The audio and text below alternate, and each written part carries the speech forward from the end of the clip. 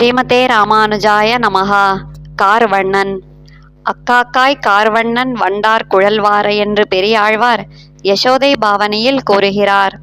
இதை சுவாமி மணவாள மாமுனிகள் கண்ணனுடைய குழலை வாரி பூச்சூட்ட எண்ணினாள் யசோதை. அப்போது அவன் ஓடாமல் தலையை காட்டுவதற்காக காக்கையை கண்ணனுக்கு குழல் வார வருமாறு அழைக்கிறாள். அப்போது காக்கையிடம் அவள், கருநீல மேகம் போன்ற திருமேனி நிறம் கொண்ட கண்ணனுடைய குழலை வாரவா என்று கூறுவதாக விளக்குகிறார்.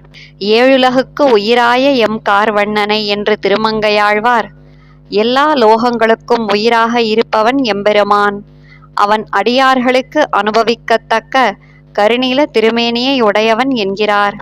கார்வண்ணா கடல் போல் ஒளிவண்ணா என்று திருவழுந்தூர் எம்பெருமானை மங்களாசாசனம் செய்கிறார் திருமங்கை ஆழ்வார். மழை மேகம் போன்றும் கடல் போன்றும் கருத்த திருமேனி நிறம் கொண்டவன் எம்பெருமான் என்கிறார். கார்வண்ணனே கொட்டாய் சப்பானி என்று யசோதை பாவனையில் திருமங்கையாழ்வார் கூறுகிறார். சப்பானி என்பது குழந்தைகள் கைத்தட்டி விளையாடுதல்.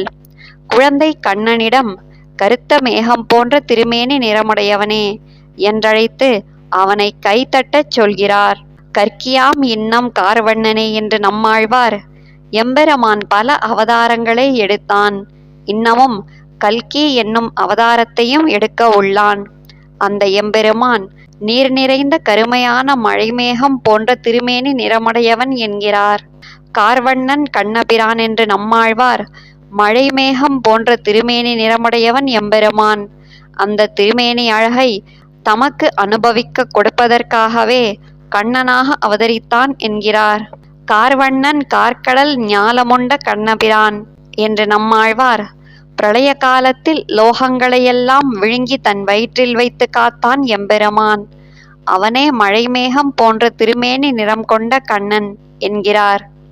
ஆழ்வார் எம்பெருமானார் ஜீயர் திருவடிகளே சரணம்.